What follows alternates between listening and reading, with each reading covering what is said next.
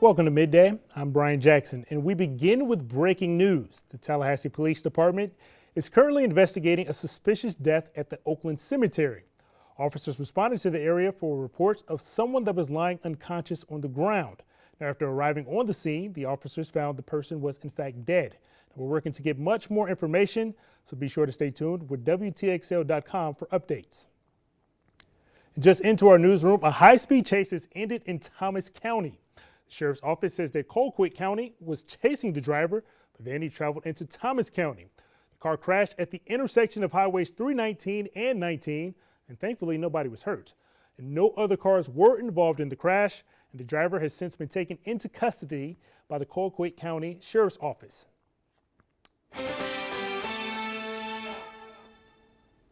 And First Alert meteorologist Reed Liebarger is up first. Now, Reed, what do we need to know if you're one of those fortunate folks that has to be out there in the sun today?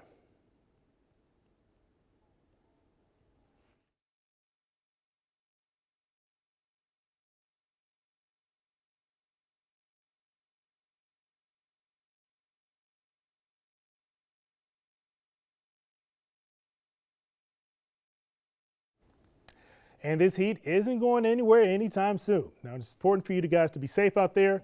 So here are some tips from the National Weather Service. Of course, got to make sure that you stay hydrated and take as many breaks as possible from being outside in the sun. If you don't have to, make sure that you really limit all of your outdoor activities. Of course, check up on the elderly and sick, and for those that do not have air conditioning. And also, never, ever, ever leave kids or your pets unattended in your car during this hot summer sun. And just 2 weeks before the start of the season, Somerset Jefferson County is looking for a new head football coach. This morning, the school announced that Leroy Smith has been fired. Smith played his high school ball at Shakes High School before moving on to Florida State, where he was a defensive back. Smith was entering his third season as head coach at Jefferson County. Last season, the Tigers, they went 7-5, making it all the way to the regional finals. Now, the school would not confirm exactly why Smith was terminated, but Jefferson County Principal Corey Oliver has told WTXL this morning that he was still in the process of relaying this news to the players as well as their parents. He said that he plans to announce an interim head coach in the coming days. And Sports Director Allison Posey will have much more on this shocking announcement coming up right here at 5 o'clock on ABC 27.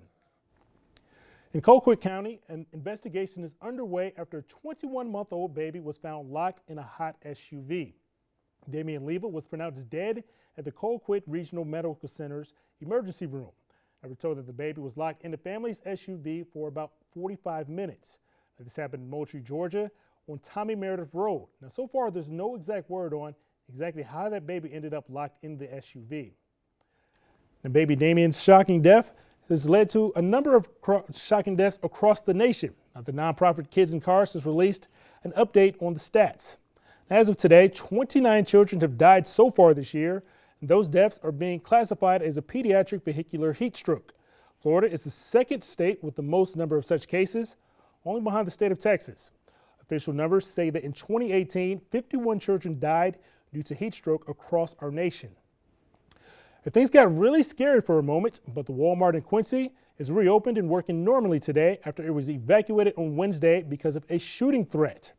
The Quincy Police Department says that a customer told another customer that a person, quote, threatened to shoot up the store on Pat Thomas Parkway. A third customer overheard that conversation and told management. Police say that while the threat is non-credible, Walmart closed the store just to be safe. The police, they'll be doing 24-hour surveillance at the store for at least the next 3 days. And as of right now, no suspect has been identified in that case. Now, Leon County Sheriff's Office has arrested an 8th grade student after posting threats online to shoot up a school. The 13-year-old who attends Swift Creek Middle School in Tallahassee posted a picture of himself holding a bag with a caption that read, "Let's see if I can shoot the pistol with my left hand." Another person then commented on the post saying, quote, "Let's see if we can shoot up the school with both." The 13-year-old replied and said, "Well, hey, I'm ready to go." Though LCSO has not found any evidence that the student was actually planning to carry out that shooting, he is charged with written threats to do harm. We're still following this story, so stay tuned with WTXL for the latest updates during our newscast. Law enforcement at Lowndes County Middle School lined the campus as students headed back to school. And that's because authorities are investigating after a juvenile made a threat against the school on social media. The sheriff says deputies searched the suspect's home and questioned both the suspect as well as the child's parents. He says that while they take threats like these very seriously, school officials say that the suspect is not currently enrolled in Lowndes County schools. And across the board, another threat, this one directed at a Wakulla County school. The FBI notified the Wakulla County Sheriff's Office late last night about a threatening social media post. Law enforcement were able to figure out where the threat came from, and officers then questioned the suspect, and that investigation is still ongoing. The suspect that we've learned is currently enrolled at Wakulla High School. Wakulla County students, they'll all head back to school on Monday. And school safety is the top priority for teachers and staff at all Leon County schools. The School Safety Summit served as a way to update teachers on the changes surrounding student safety. Over the summer, crews have installed fences, cameras, and mass alert speaker systems. Teachers are also receiving mental health training. This helps the students complete their mandatory mental health assessments. The school system is also requiring every employee to have the Rave Panic Button app. If you'd have told me 30 years ago when I started my career we'd be having conversations about an active shooter, I'd have said you're crazy. But unfortunately, today it's our new normal. The superintendent says that Leon County will continue to increase the number of guards on all of its campuses. Good news out of Pineview Elementary, which is on the road to improvement. The school ended last school year with a C rating, which is a big step in the right direction after the school received an F rating the previous year. Carmen Connor stepped in as principal at the beginning of last school year, and Pineview installed the EPIC plan last year. It's a different way for teachers to instruct their students, and it seems to be working. Connor explains that despite the grade increasing from an F to a C rating, they still got a whole lot of work to do. 32% of our kids are proficient. So the students that took the test, 3rd, 4th, and 5th graders, only 32% of them are proficient readers. So we have a lot of work to do to get our other group, the 68%, up to par. And the principal believes that the EPIC plan will take about 3 to 5 years before administrators see the exact results that they're looking for. Principal Connor also says that the key to helping your child reach proficient reading levels is to start them out young. She said that you should be reading to your child long before they reach kindergarten. And student transportation is also a concern across Leon County schools. Classes starting on Monday. One of the biggest changes this year is the district is organizing transportation routes by name instead of by bus number. Now, for weeks, the district's transportation website was down while the changes were being installed and updated. Now that the site is up and running, parents can get their updated locations. Now, the routes are being reduced from 180 down to only 160. And coming up today at 5 on ABC 27, we'll let you guys know exactly how those changes will impact your students. And the roads are going to be a lot busier on Monday morning with school buses when school's starting back up. The Tallahassee Police Department suggests adding an extra 10 to 15 minutes to your commute on Monday morning. And also make sure that you're following all of the school bus laws. Now, it can be pretty tempting to try to pass the bus as the stop arm comes out, but TPD says that you've got to make sure that you're coming to a complete stop. Now, if you're on a 2-lane road or on a highway without a median, you are required to stop. Now, if you're on a divided highway, you only have to stop if you're traveling in the same direction as the bus. It's very important. Parents expect their loved ones to, when they drop them off at the school bus stop, to get to school safe and come back safely. And we don't want to ever show up or give that phone call to a parent and let them know that their loved one has been either hurt, injured. If you see the stop sign out from the bus, just please stop. And remember, fines for passing school buses can get pretty expensive. And speeding in a school zone can cost anywhere from $163 all the way up to $613. And coming up, I'll be joined by Deputy Dave Teams, who has an update on how the Sheriff's Office is getting ready for the start of the school year on Monday.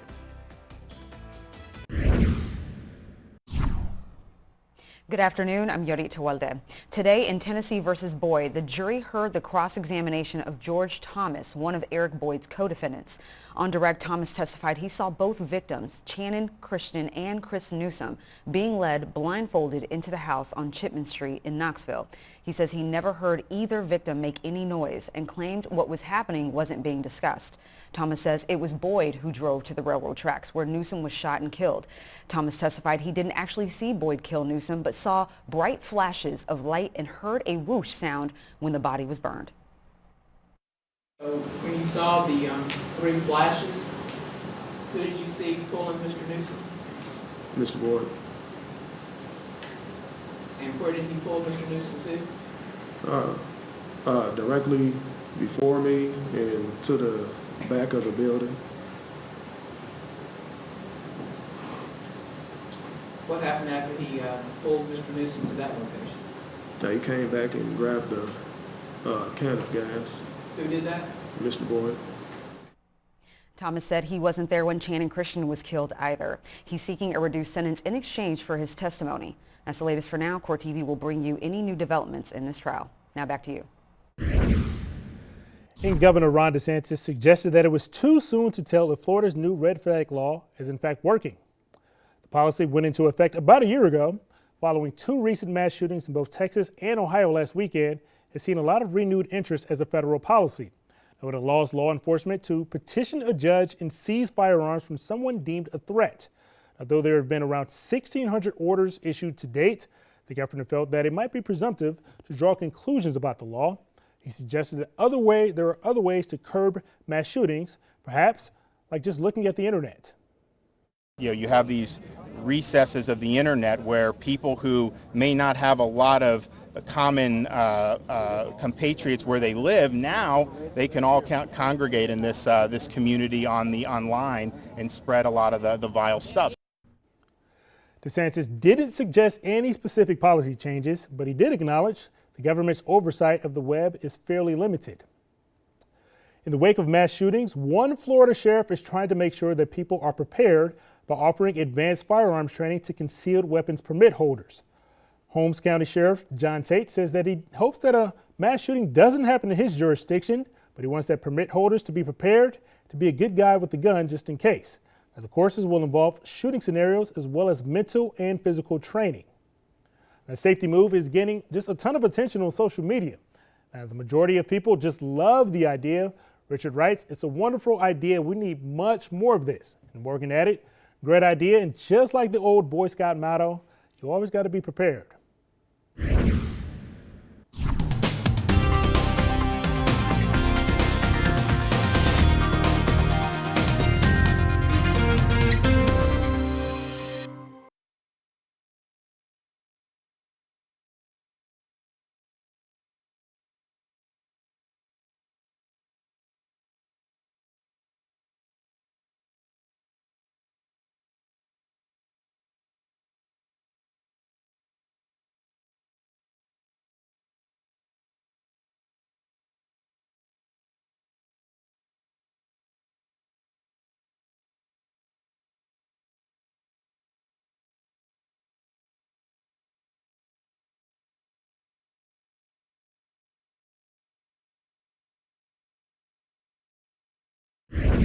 And we're only days away from the first day of school and are already hearing about a multiple of issues, especially concerning social media posts.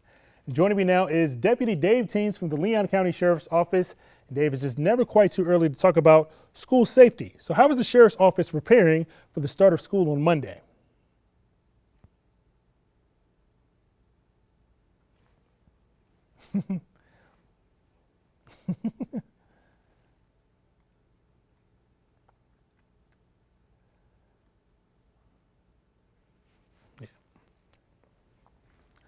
All right, 3, 2, and 1. And thank you so much for joining us, Deputy Teams. Midday on ABC 27 continues right after this short break.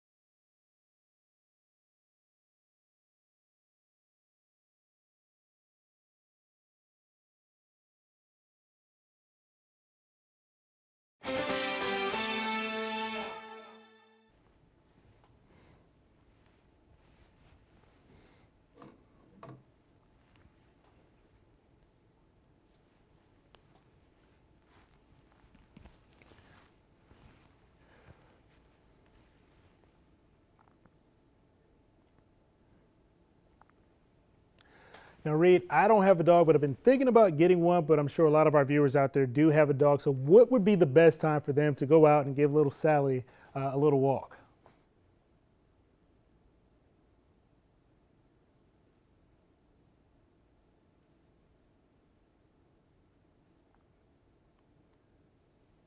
Right.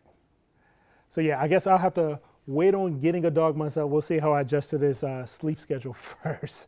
But I hope you guys enjoy the rest of your midday. I'm Brian Jackson.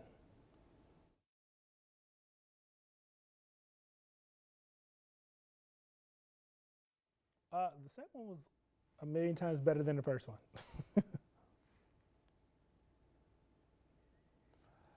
Should we do one more?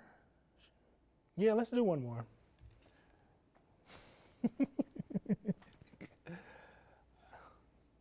I can do that. Yeah, let's do one.